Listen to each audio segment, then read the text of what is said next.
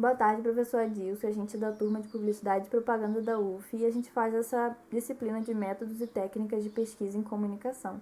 A gente hoje vai fazer umas perguntas para o senhor a respeito do seu artigo Cultura e Comunicação como Direitos Humanos, aproximações diante da nova onda neoliberal, que o senhor fez com a Eula Dantas Cabral. E para quem não conhece o professor, quem está assistindo esse vídeo e não conhece ele é professor titular da UF, ele atua no Departamento de Comunicação Social e também no programa de pós-graduação em Mídia e Cotidiano. Obrigada, professor, por topar participar com a gente. Então, professor, a gente primeiramente queria saber de onde que surgiu, né, o interesse de escrever sobre esse tema.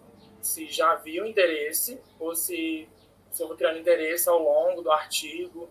A gente queria saber um pouco sobre isso. Então, esse artigo, ele é meio que uma aproximação de áreas de interesse, né? Tanto meu quanto da professora Eula Cabral, que além de pesquisadora da área, referência na área, ela é minha esposa também. E aí, no caso, o despertar do interesse nesse artigo, né, foi justamente identificar esse campo de convergência de comunicação e cultura, tendo os direitos humanos como uma base comum, a partir desse cenário mais amplo e mais recente relacionado a essa nova onda neoliberal, né, ou então neoconservadora, como a gente fala para dentro do texto, né, caracterizando isso politicamente e aí trazendo a discussão da importância do olhar sobre a comunicação e a cultura como direito humano. Então, essa que foi a proposta. Obrigada, professor. Uma outra pergunta que a gente tem é que no texto você revela que os principais apoiadores do conservadorismo são os jovens, mas a gente tem a impressão que no Brasil os principais apoiadores do movimento são a geração baby boomers, que geralmente são pessoas nascidas entre 46 e 64. Então, a gente queria saber por que a gente tem essa impressão, se ela é correta ou não, e por que os jovens são os principais apoiadores. Achei ótima essa impressão, porque não foi a intenção. Então, o conservadorismo, ele, na verdade, não tem uma relação direta do jovem com a agenda conservadora, mas passa por uma ideia de desencanto com por exemplo, o estado de bem-estar social, por exemplo, o próprio Estado democrático de direito e uma inviabilidade tanto das políticas voltadas, por exemplo, para educação, saúde, geração de renda, como a questão mais específica de incidência na formulação de políticas em relação ao legislativo, até o próprio executivo, e que levam os jovens a se mobilizarem a partir do acesso, da proximidade. Isso, de uma certa forma, a gente viveu em 2013, né? E, de uma certa forma, esse ato entre o Estado Democrático de Direito e os movimentos, né, da juventude, mas da população,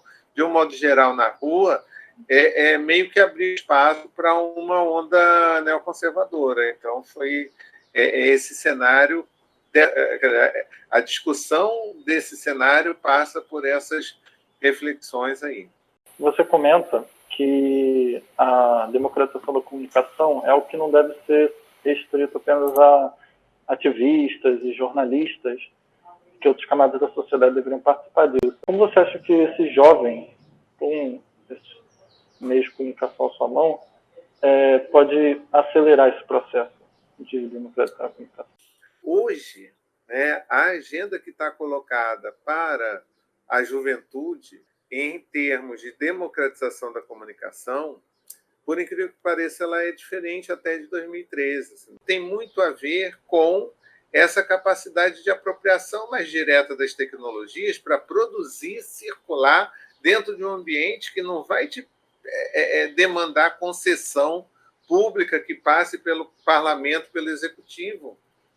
Hoje, quando a gente fala de democratização da comunicação dentro desse contexto dessas plataformas, a gente está falando de uma baita agenda e que é difícil de dialogar com a juventude, principalmente, porque e principalmente assim, se a gente for pensar em nativos digitais, né? Por que democratizar a comunicação se eu tenho acesso, se eu tenho interações, redes, núcleos, etc.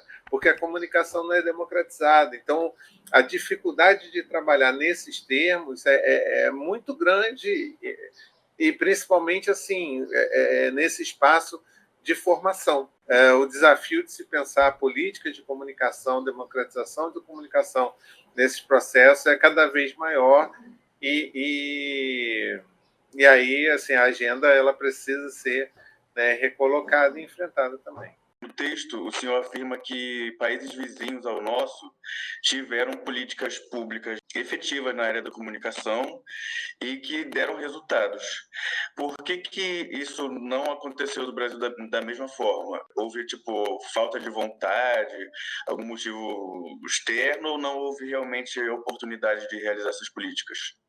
Então, houve oportunidade, né, a janela de, como a gente fala no jargão da política, assim, a janela de oportunidade estava aberta, mas ninguém aproveitou. Quer dizer, no Brasil, assim, se ensaiaram processos, né, mas quando houve alguma regulamentação para lidar com o tema, ela não foi suficiente, ela não foi viável, eficiente o suficiente para ser acolhida como política pela população e pelo poder público. Do ponto de vista, assim, dos países vizinhos, e aí, mais especificamente, Argentina, Bolívia, Equador, Uruguai e Venezuela, na década de 2000, eles tiveram oportunidades, né, cada qual com especificidades, né, lidaram com o tema da comunicação e fizeram reformas, né? Não fizeram revoluções. E aí, no caso, esses países lidaram com essa ideia, compreendendo uma base comum relacionada a sistemas de comunicação que identificaram espaços, tanto para a mídia estatal, a mídia privada e a mídia comunitária. Então, a minha avaliação, minha síntese, é que, e aí principalmente, né, a gente estava falando, governos do PT usaram a comunicação como moeda de troca em relação a um debate mais prioritário dentro da agenda geral dos governos petistas, e aí principalmente Lula, né? PT, mas principalmente, fundamentalmente, Lula, que é estrategista, enfim, ao mesmo tempo a gente, né, compreende a competência como estrategista, mas do ponto de vista assim, da formulação e implementação de políticas mais democráticas na área de comunicação deixou muito a desejar em relação a essa disposição de vontade política. Adilson, em quais aspectos o direito à comunicação é mais fundamental que o direito à informação? O direito à informação está muito relacionado a acesso, à transparência, né? A questão da informação estar disponível às pessoas e também, ao mesmo tempo, a capacidade de visibilidade das pessoas em relação à informação. O direito à comunicação tem a ver com um acesso mais amplo, essa disponibilidade mais ampla da efetivação de processos, produtos e meios, principalmente os que são regulamentados no âmbito do Estado, e aí a gente está falando de radiodifusão, né? Não está falando de internet. Veja bem, eu posso ter um canal do YouTube, o Ministério das Comunicações não precisa saber. O movimento que vem sendo feito, por exemplo, em relação à necessidade de mais mulheres apresentando, pessoas negras, né, apresentando telejornais, por exemplo. Então, toda uma discussão relacionada à afirmação da importância dessa visibilidade, dessa representação e de um reconhecimento não só nas temáticas, não só na defesa, né, de uma pauta, de uma agenda antirracista, mas que isso se traduza também na garantia de espaços. Assim, a gente não está falando de cotas, a gente está falando de oportunidade, quer dizer, não só de cotas, mas também de oportunidade de direitos aí colocados. Então, isso tudo tem a ver com o direito à comunicação para além do direito à informação. Adilson, você coordena o projeto ProLocal, né, que é uma plataforma para políticas locais de comunicação comunitária, e eu gostaria que você explicasse um pouco, contasse um pouco para a gente como esse projeto surgiu e qual é o papel que ele tem no processo de democratização da nossa comunicação. Então, o Prolocal ele vem muito nesse embalo da compreensão, ao mesmo tempo, né, das políticas de comunicação sendo apropriadas nos países da América Latina, né, mas, ao mesmo tempo, sem a compreensão ou a determinação prioritária de identificar o filé da história, né? Vamos, Argentina, Bolívia, é tudo lindo, tudo maravilhoso. E aí o Prolocal ele vem nesse embalo, mas ao mesmo tempo compreendendo a América Latina como um território, né, de proximidades, identidades comuns, mas ao mesmo tempo de especificidades, né, e de preocupação de compreender justamente as características próprias de cada governo em relação a cada país, ou de cada modo de gestão, de lidar com a comunicação em relação não só às políticas públicas, composição do Estado,